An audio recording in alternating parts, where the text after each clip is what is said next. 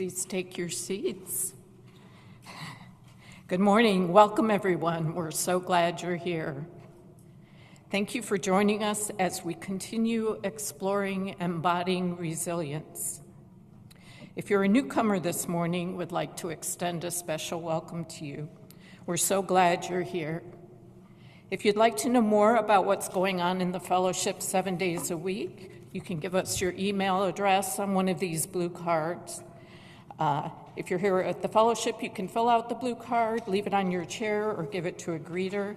If you're online, go to the link in the chat and fill out our welcome card there.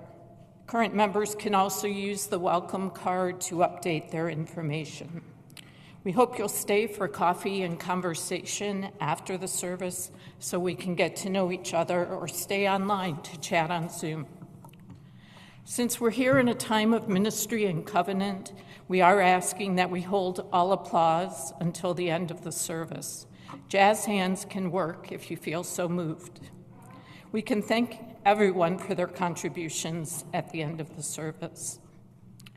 It is Aromantic Spectrum Awareness Week, and I invite Bill Klein to tell us more.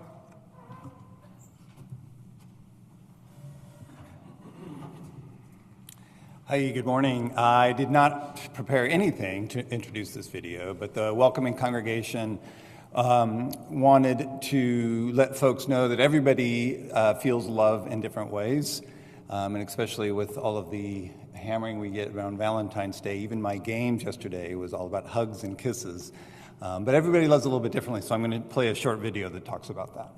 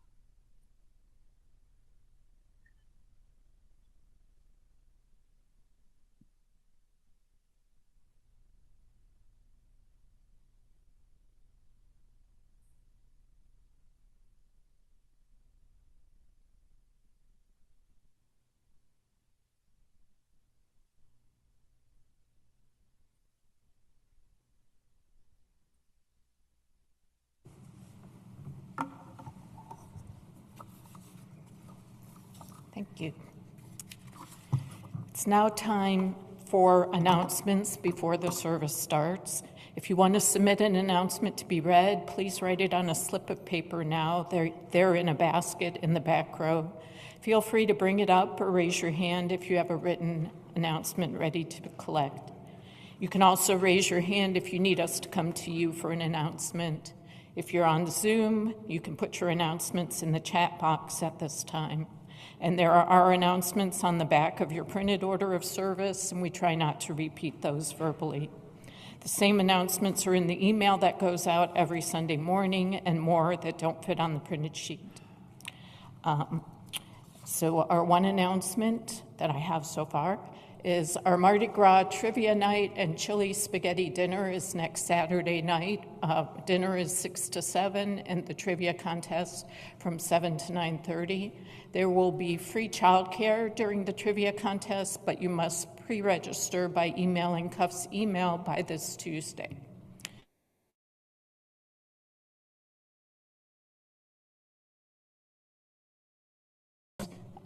No cream pies. I think that's a health department thing. Join us for a fun night. You can buy beads and masks at the event. Please sign up to help bring food items, and if you have any questions, see Jean Basanta right there. Okay. The Sunday services team wants everyone to be aware that our services are recorded on Zoom. We pause them for joys and sorrows, so those are not recorded, and then uploaded to the Cuff YouTube channel. Now, please center yourselves with the music of our prelude. Don't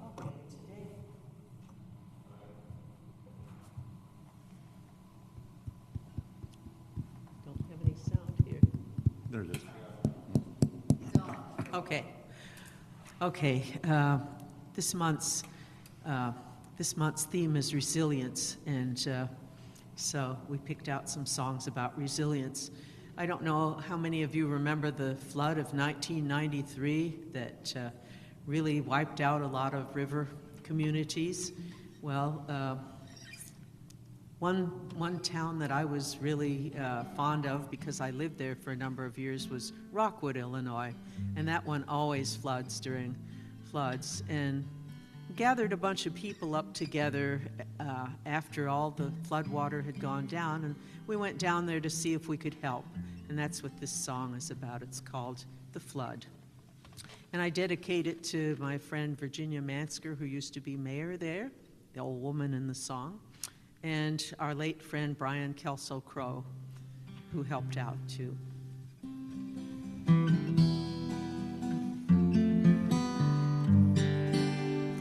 Riding with friends, we could see the destruction. Homes were all mud covered, grass and trees drowned.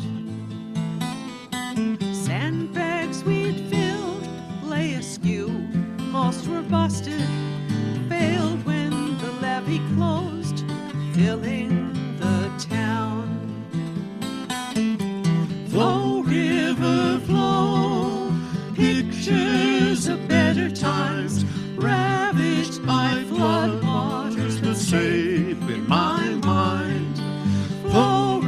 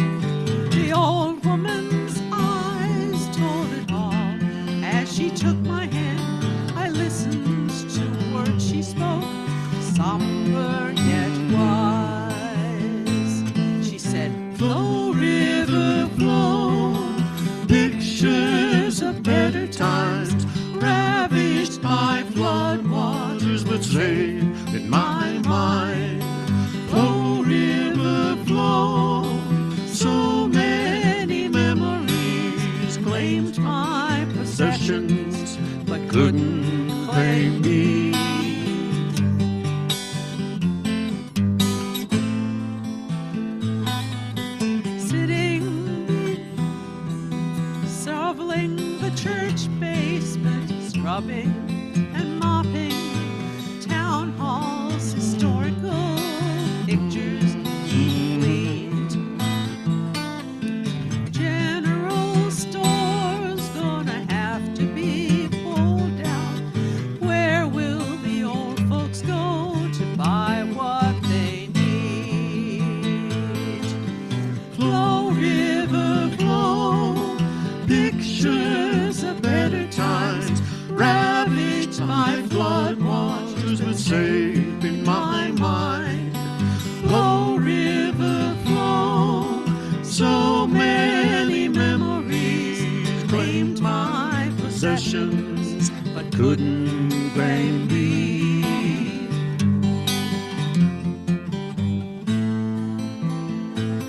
Life's irony touched my musician friend Brian, helping remove things from one flooded home.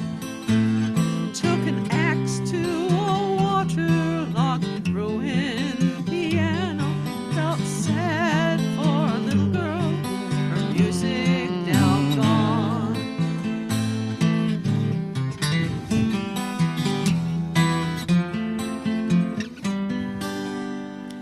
When folks pull together, life slowly recovers.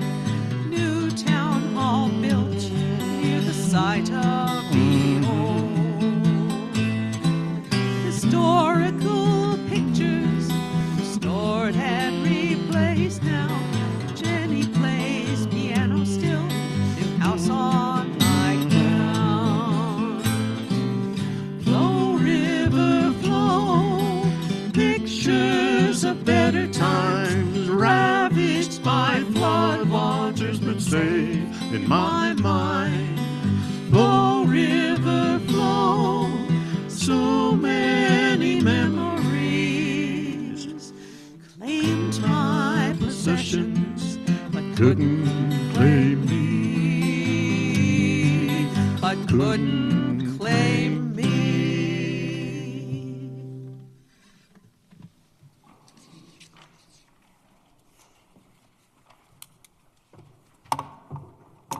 So welcome again to the Carbondale Unitarian Fellowship, located on the unceded traditional lands of the first people of Southern Illinois, the Miamia, Osage, Kaskaskia, and Quapaw. The fellowship is a member congregation of the Unitarian Universalist Association, sharing the good news of Unitarian Universalism with folks throughout the region. Our good news is a message of love, freedom, reason, respect, and justice as the basis for religious community. I'm Kathy O'Laughlin. My pronouns are she, her, hers, and I'm a member of the board, the generosity team, the reproductive justice team, and a number of other things. This morning, I'm your Sunday service facilitator. We're a congregation of open minds and hearts, all ages, all colors, all genders, all abilities, all kinds of wealth, and all kinds of love. Now I invite those of us who are online to select gallery views so we can wave at each other, connecting our congregation over space.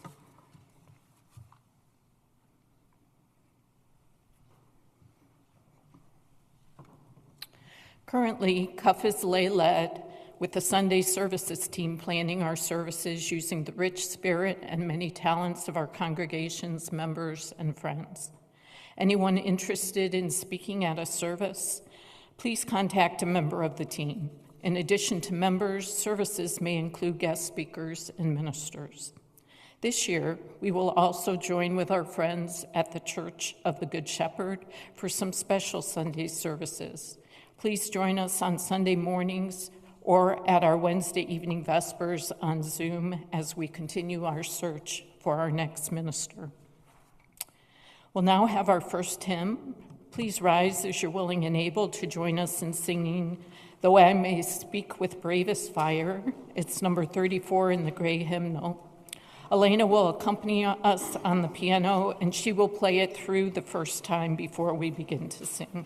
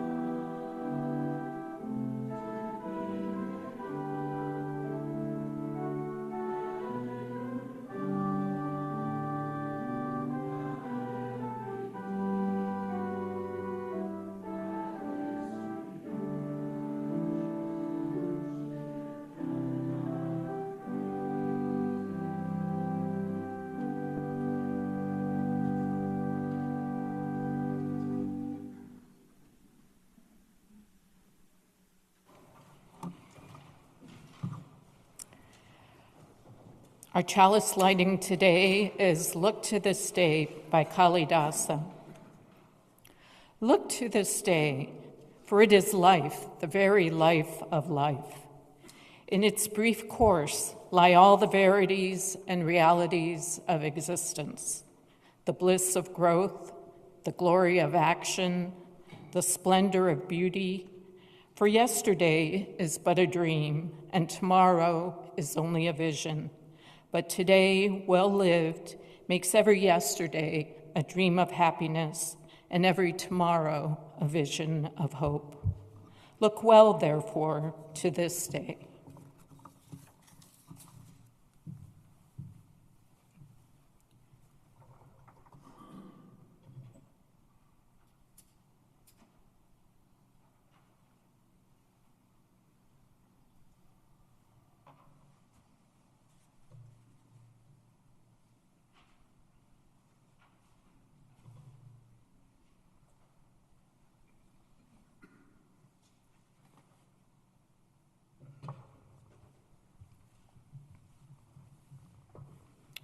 Our chalice is lit.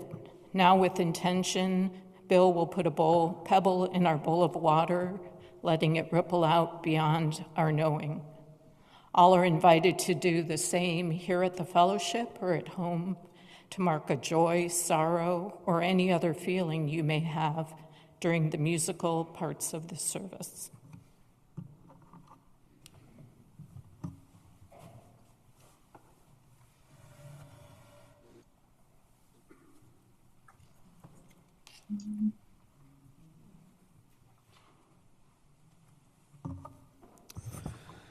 And now I'd like to invite you to join me in a responsive reading. The reading is entitled To Be of Use. It's number 567 in the gray hymnal. We'll also have the words up on the screen.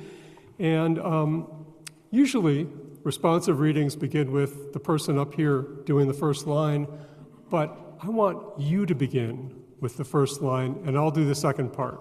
And there's a reason for that, but you don't have to worry about it. So please join in this responsive reading. Let us begin. I want to be with people who submerge in the task, Who go into the fields to harvest and work in a row and pass the bags along. stand in line and haul in their places, Who are not parlor generals and field deserters, but move in a common rhythm when the food must come in or the fire be put out.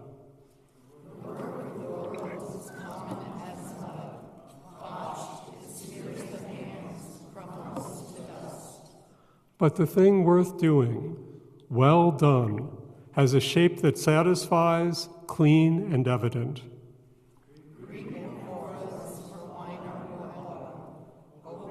places that help corn are put in museums, but you know they were made to be used. The pitcher cries for water. All together, the pitcher cries for water to carry, and a person for work that is real.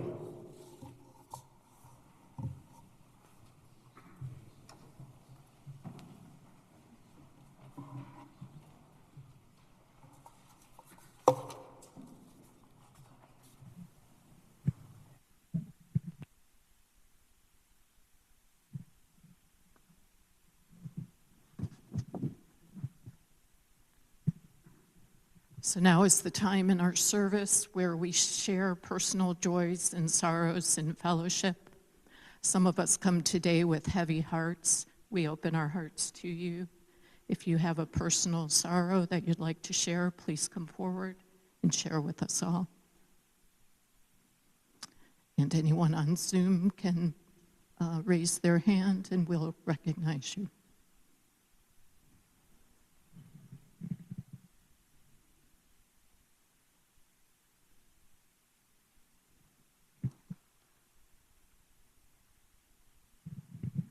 Well, this is not so much a sorrow as it is a concern.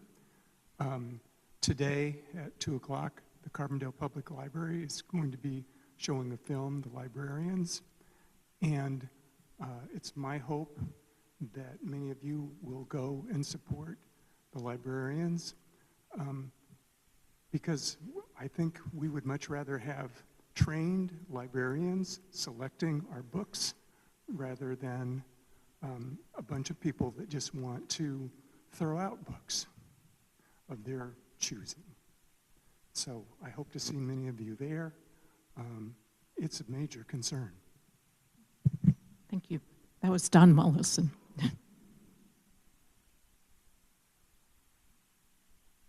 Anyone on Zoom?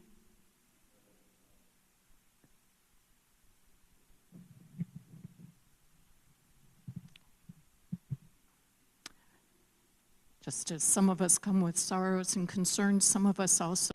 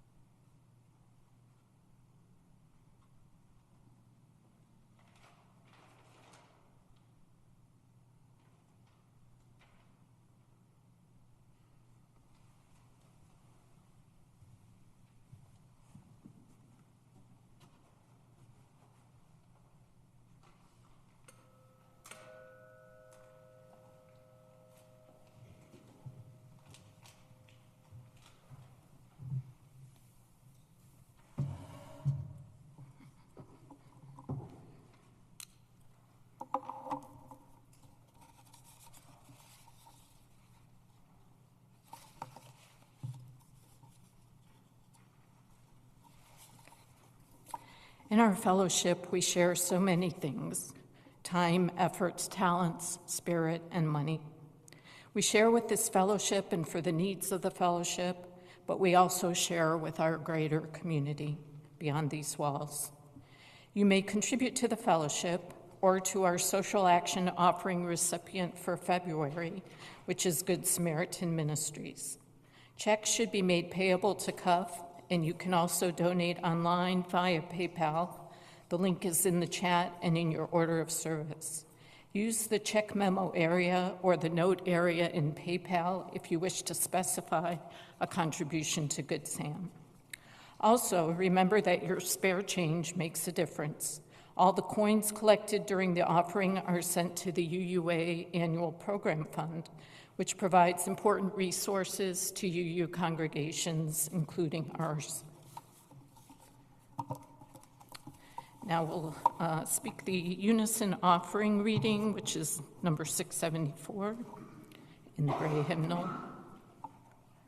It's also on the screen. Let there be an offering to sustain and strengthen this place, which is sacred to so many of us, a community of memory and of hope, for we are now the keepers of the dream. Your contributions in all forms are gratefully received.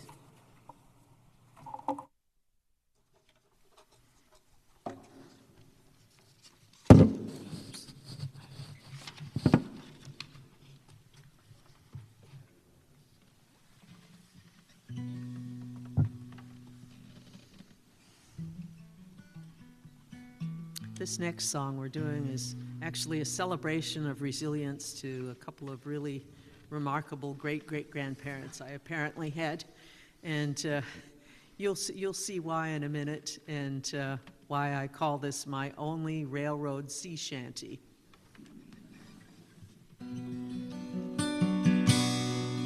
In dark of morn, a woodsman's boy on his pallet lay, smarting sore from hickory blows through the day.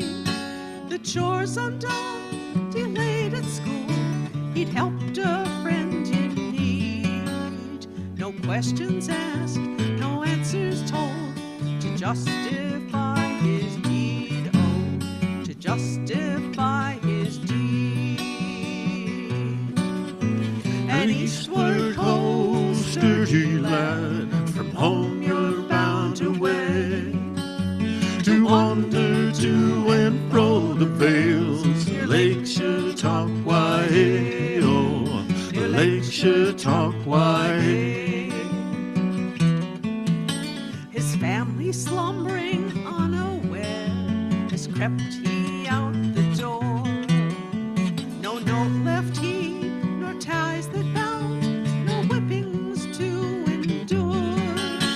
Cold blue the snowflakes curled and swarmed, as plunged he through the dark. His trail he raced, nor looked he back, his future for to mark, oh, his future for to mark. And trekked he long, till shore he found a ship on which to stow. Trade woodsman's axe for razor winds, or great lake waves doth blow. And ropes he hauled, and barrels fetched, and poured the captain's rum. For weeks this barge is floating home, till Buffalo Port they come, oh, till Buffalo Port they come. And eastward ho, sturdy lad, from home you're bound away, to wander to and fro the vales, near Lake Chautauqua, oh, near Lake Chautauqua.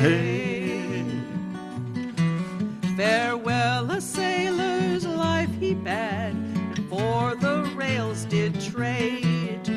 Broad dangers faced he each new morn, a brakeman's life he made. One sultry day, as Satan steered, the train slid off its tracks, and screeching steam and rending iron, and flung him on his back, oh, flung him on his back. A fate so kind, her touch that eve, as senseless sprawled he lay, as round the bend and in there stood, and help was on its way. Came round he sprawled upon a cot, by one sweet touch awoke. The innkeep's flame-haired daughter nigh, her eyes like emeralds glowed, oh, her eyes like emeralds glowed. And eastward ho, sturdy lad, from home you're bound away, to wander to and fro the vales, near Lake Chautauqua, oh, near Lake Chautauqua. How come I to this sin, fair maid, and why so sore am I? Your train derailed and flung you free, or you'd have surely died. His bruised brow the innkeep's flame-haired daughter's mirror showed. She'd pulled him from the wreck, brave lass, to her his life he owed, oh, to her his life he owed. And married they, 5 children bore, one daughter, Frances Rose, became great-grandma to my dad, for so our story goes. And Rosie's dad, a brakeman, stayed, till at 80 years he died, safe in bed with pillowed head, with Rosie at his side, oh, with Rosie at his side. And eastward ho, sturdy lad, from home you're bound away, to wander to and fro the vales, near Lake Chautauqua, oh, near Lake Chautauqua.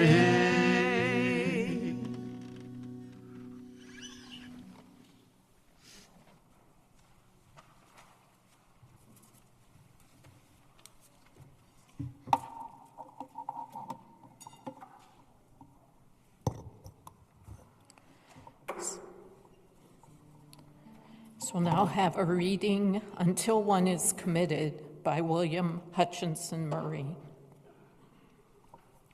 Until one is committed, there is hesitancy, the chance to draw back, always ineffectiveness. Concerning all acts of initiative and creation, there is one elementary truth, the ignorance of which kills countless ideas and splendid plans, that the moment one definitely commits oneself, then providence moves too. All sorts of things occur to help one that would never otherwise have occurred.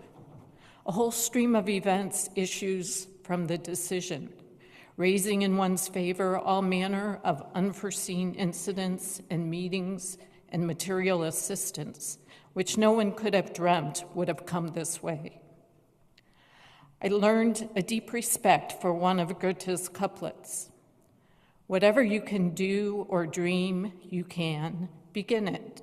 Boldness has genius, power, and magic in it.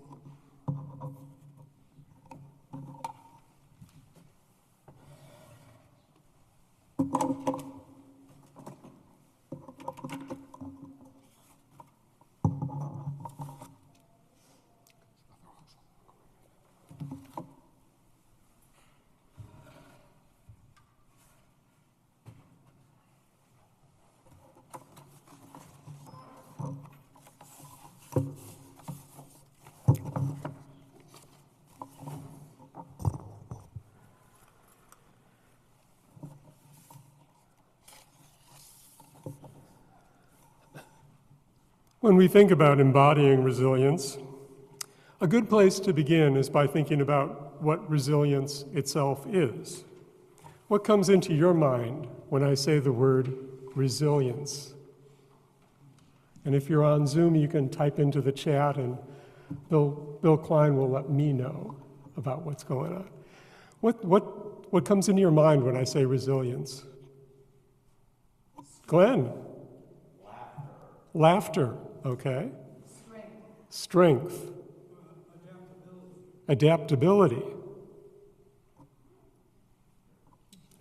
The ability to roll with the punches. The ability to roll with the punches. Perseverance. Jean? Bending, not breaking. Wendy? Steadfast. Bill's got some online. Balancing back. Colleen has the ability to withstand difficulties. The ability to withstand difficulties. Well, I asked myself that question. The first thing that came into my mind was, if at first you don't succeed, try again. And as an 8-year-old, I learned a corollary to that, which was, if at first you don't succeed, try something else, which I always understood to mean keep trying to achieve what you're trying to achieve, but try to go there a different way, as opposed to just give up and go somewhere else. And the third thing is definitely a function of my age. When I was watching TV in the 1960s, there were these Timex watch commercials with John Cameron Swayze, who would torture the watch somehow and then say, "It takes a lickin' and keeps on ticking." This is a Timex watch. Okay. Well, a couple of weeks ago, Charles Ruffner was talking about resilience in nature, and I found myself at that point thinking about how resilient weeds are, most especially the weeds in our backyard and garden, where as we literally root them out, they keep coming back. And that's a critical part of resilience. There's this, it's not just going smoothly the way it's supposed to go. Something's in the way, something's making things difficult. And the resilient being or entity or species or whatever it is keeps trying again and doesn't give up. Weeds can be resilient, so can individual people, and so can a group of people. In recent days, we've had a magnificent example of resilience when we've watched the population of Minneapolis, showing what it means to embody resilience in the face of intimidation, cruelty, violence, and tragedy. Where does the human capacity for resilience come from? The reading we just had gives us one clue. Commitment is clearly part of the ability to be resilient. If you're not committed, you may as well just give up. If at first you don't succeed, walk away. Another author, Anne-Marie Slaughter, goes one step further, recognizing how critically important connection is as a factor in resilience. And actually, I think I heard this in some of the songs we've had this morning from Marty and from Candy. Anne-Marie Slaughter says, joining in a larger cause makes it much easier to put our personal flaws and failures in perspective, and even to see them as part of a larger process of inevitable trial and error. The interaction of commitment and connection creates a virtual circle of resilience where friends and colleagues provide strength and help in overcoming setbacks, all the while deepening a sense of collective commitment to do something bigger and more meaningful than any of us can do alone.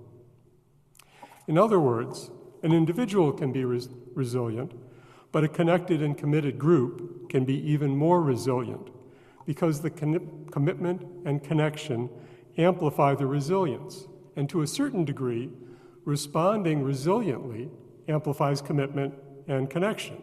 And so you set up this virtuous cycle. That may not be a term you've heard before, I don't know. You've probably heard of another kind of cycle that begins with V?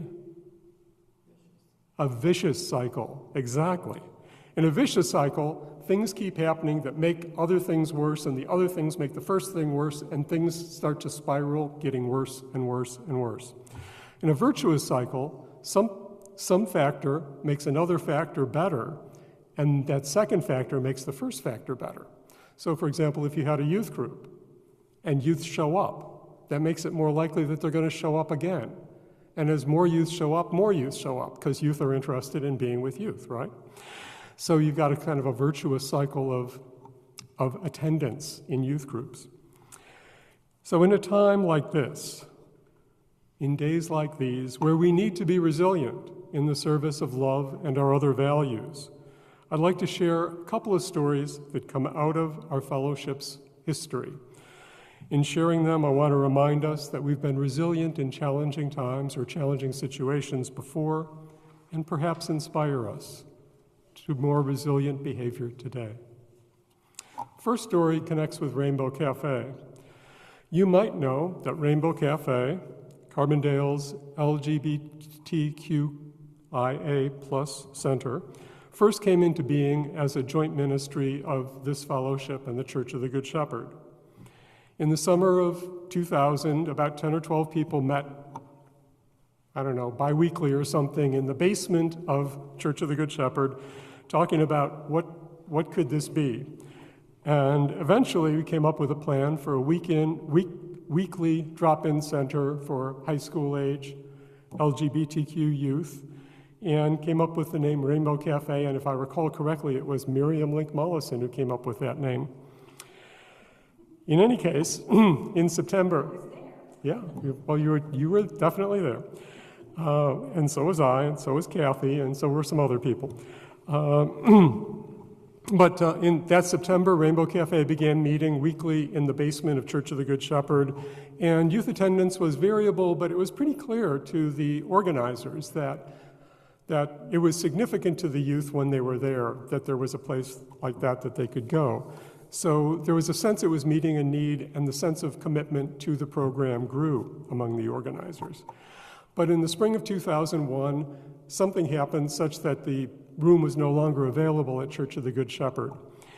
And that meant we had to find another place to meet on Friday evenings, which seemed like the right night for that to happen.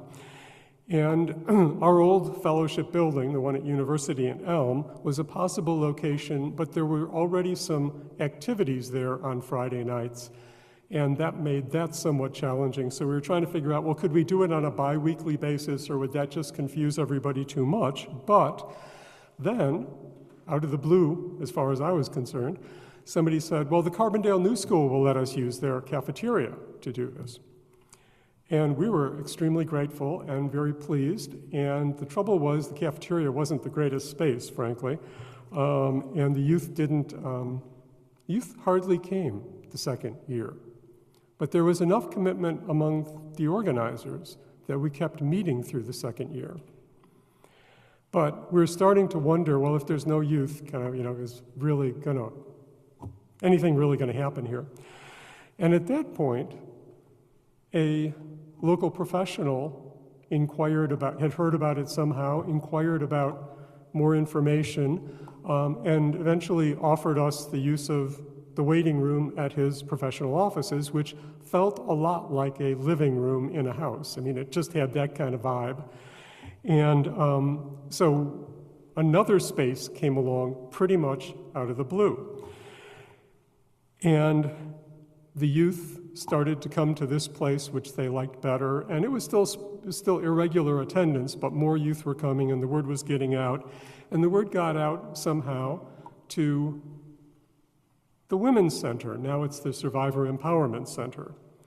And the Survivor Empowerment Center, then the Women's Center, had acquired an apartment building, which they were planning to remodel as housing for people who needed housing. But first they needed to get the funding to do the remodeling, so they had this vacant apartment building they weren't using.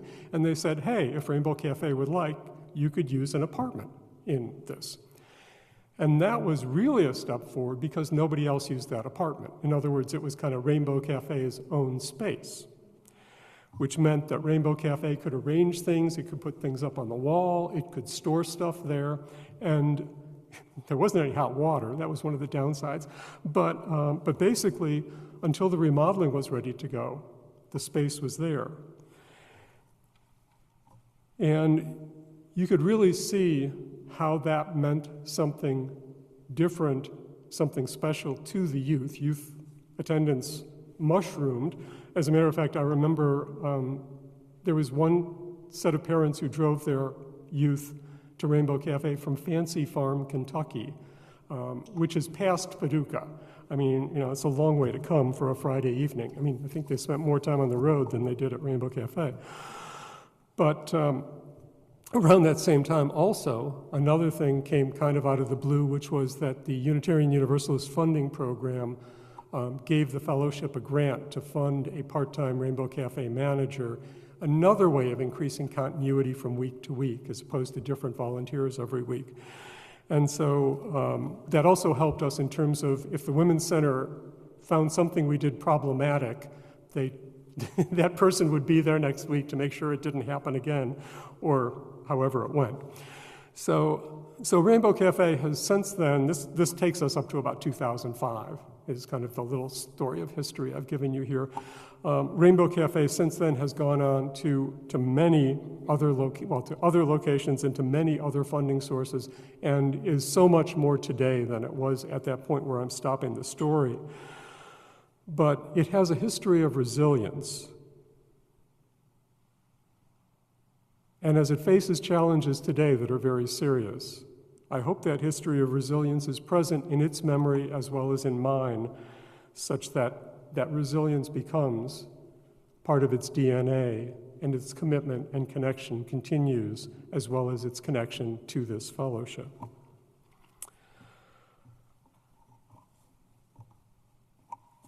Another story is a more personal one. Basically, and it's a story that relatively few people saw. Sometimes when you're in this room, like I have been a number of times, getting ready for a service, you see other people getting ready for the service, and you can tell whether things are, kind of in a good place or not in such a good place. In about 2008, one of our youth was going to play some music, a brass instrumental piece, and I was here in the room getting my stuff ready, and the youth was practicing the piece, and we had a pianist who was going to play for hymns and things like that. And I could tell that the run-throughs the youth was doing was not the way, was not going as well as they wanted. And the adult who was there as pianist was really encouraging and really supportive and really just kind of, you can do this, you've got this, stay with it. And as it turned out, the music was fine in the service, the music was really good. And then about 4 years later, in a similar situation, we had a youth who was a vocalist and was going to be singing as part of the service, and there was a piano accompanist. And again, kind of as they were warming up before the service, I could tell that the vocalist was not happy with what was happening. And the pianist was confident and encouraging and supportive, and it worked out fine in the service. And you might be thinking, wow, what a cool pianist. Well, both those two pianists were different, and one of them, the second one, 4 years before, had been a brass instrumentalist. They learned how to support resilience, and they were passing it on. And that's what is special to me about this fellowship. A couple of weeks ago, when Charles Ruffner was talking about the resilience of trees, I came away with a sense, I'm not sure that he actually said this, but I came away with a sense that an isolated tree could be resilient, but a forest could be a whole lot more resilient than a single tree could be. And I don't think that's just true for trees and forests. I think it's true about people and groups, too. And it's even true about nations. Jan Eliasson, who served as Sweden's ambassador to the United States and also as an Undersecretary General of the United Nations, looked back over the many experiences of his life as a diplomat and realized that he had learned what the most important word in the world is. Do any of you know what the most important word in the world is? It isn't resilience, I'll tell you that. What's the most important word in the world? And if you're on Zoom, you can type it into the chat if you know what it is. Glenn, what's the most important word? It's not laughter. It's love. It's love. Okay. Okay, love got 2 votes. Okay, most other people are nodding. Okay. Anything on Zoom? Love. Okay, love is doing really well, but it turns out that's not what Jan Eliasson was talking about. He believes that the word together is the most important word in the world, and goes on to say, it's only together that we can make it. I can tell you that in my understanding of this fellowship, together is fundamental to our resilience. And I would add that it is not unconnected to love. Resilience is so much harder in isolation and so much easier together, even if it's still hard when we're together. Commitment, connection, and resilience form a virtuous cycle. In these days, we certainly need to embody resilience. So let's stay connected and let's stay committed.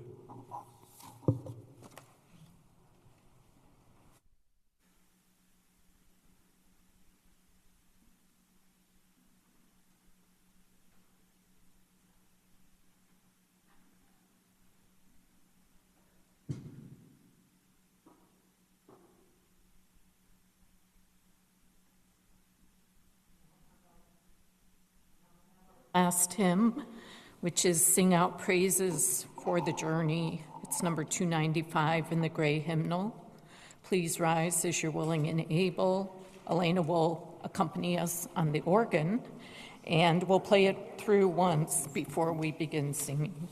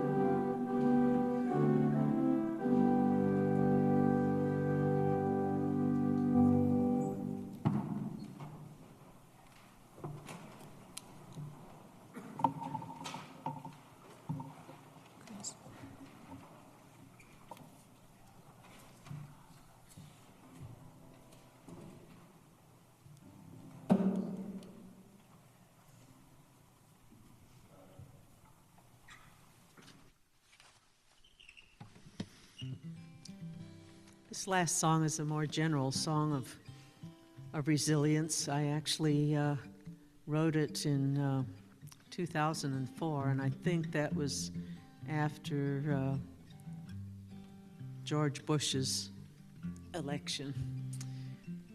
It's called "Life Goes On," and I want we want some audience participation this time. It's got kind of a single chorus. We were supposed to have little pieces of paper passed out to you with the words on it, but I think the words are simple enough that if we just run through it once with you, that you'll catch on. The important words are "life goes on," resilience. So you'll catch up on those in the middle, I think. All right. So anyway, the first line, repeat after me. Through suffering, sorrow, and disaster. Through suffering, sorrow, and disaster. Life goes on, life goes on. Life goes on, life goes on. Amid the hurt hides joy and laughter. Comrades, life goes on. Amid the hurt hides joy and laughter. Know that life goes on. Okay.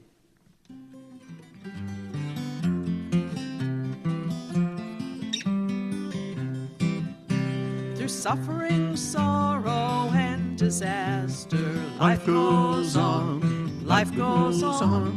Amid the hurt hides joy and laughter. Comrades, life goes on. For you whose dream lies torn and broken, life goes on, life goes on. With one door closed, another opens. Comrades, life goes on. Through suffering, sorrow, and disaster, life goes on, life goes on. Amid the hurt hides joy and laughter. Oh, that life goes on. When candidates that we have chosen lose the game, still life goes on. With one door closed, another opens. Comrades, life goes on. Through suffering, sorrow, and disaster, life goes on, life goes on. Amid the hurt hides joy and laughter. Comrades, life goes on. When human rights some judges plunder, freedom sighs, yet life goes on. Stand firm, cry out for justice over all. We must march on. Through suffering, sorrow, and disaster, life goes on, life goes on. Amid the hurt hides joy and laughter. Know that life goes on. When trees from forests loggers plunder, life goes on, life goes on. Plant seedlings new, sun, rain, and thunder. Know that life goes on. Through suffering, sorrow, and disaster, life goes on, life goes on. Amid the hurt hides joy and laughter. Comrades, life goes on. Sisters, life goes on. Brothers, life goes on. Know that life goes on.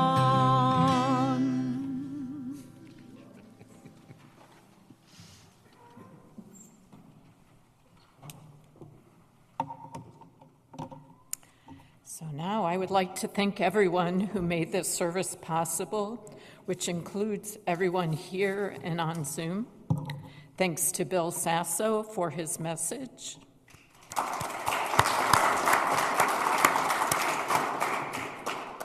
Thanks to Bill Klein for sharing about Aromantic Spectrum Awareness Week and serving as AV host.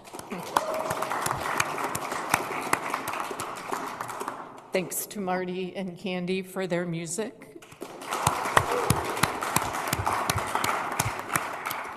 Thanks to our accompanist, Elena, playing our beautiful organ. Thanks to Jody and Jan for greeting today. And thanks to moi.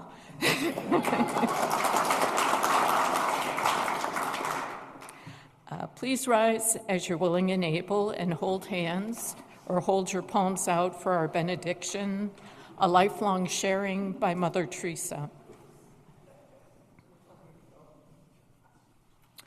Love cannot remain by itself. It has no meaning. Love has to be put into action, and that action is service. Whatever form we are, able or disabled, rich or poor, it is not how much we do, but how much love we put in the doing. A lifelong sharing of love with others. Blessed be, go in peace with love for justice.